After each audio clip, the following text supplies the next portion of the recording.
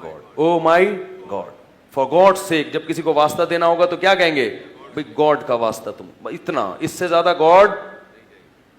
Girlfriend के हुकूक हैं, boyfriend के हुकूक हैं, कुत्ते के हुकूक हैं, बनाने वाले के कोई हुकूक नहीं है।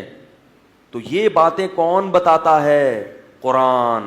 ये बड़ी अहम बातें इंसानी जिंदगी के लिए। कुरान के अलावा दुनिया की कोई किताब इन चीजों को हाईलाइट नहीं करती। तो अब आखिरी बात करके अपनी बात को ख़त्म करता हूँ। देखो, कुरान वो किताब है जिसने हमें हमारे रब की पहचान कराई और हमें ये भी बताया कि वो तुमसे क्या चाहता है और क्या नहीं चाहता।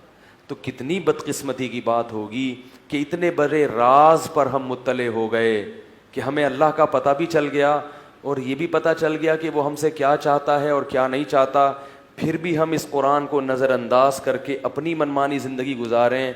कितने अफसोस की बात है और कितनी बड़ी महरूमी की बात।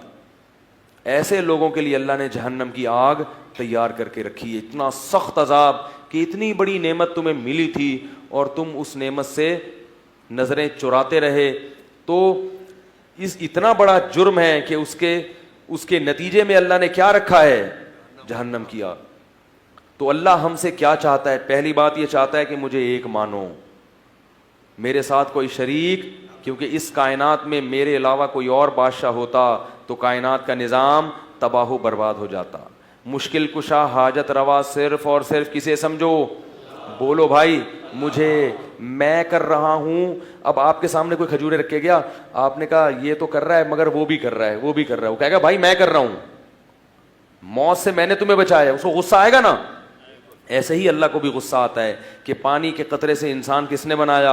मैंने। आंख, नाक, कान, इसमें ना कोई पैगंबर मेरे साथ शरीक, बल्कि पैगंबरों को बनाने वाला भी मैं ही हूं।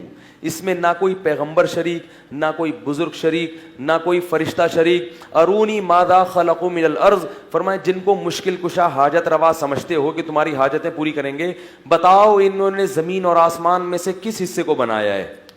कुछ इन्होंने बनाया हो तो बताओ ना, या मेरे साथ मिलके इन्होंने क्या बनाया है? किसी पैगंबर ने अल्लाह के साथ शरीक होकर कुछ भी नहीं बनाया, ना किसी फरिश्ते ने, ना किसी जिन ने। तो अल्लाह का कुरान में पहला मुतालबा क्या है कि मेरे साथ किसी को शरीक। बाज लोग जबान से शरीक नहीं करते, अमल से शरीक कर रहे होते हैं।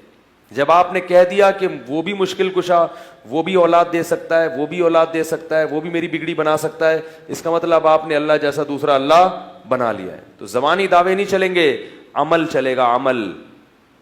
बात आ रही है समझ में?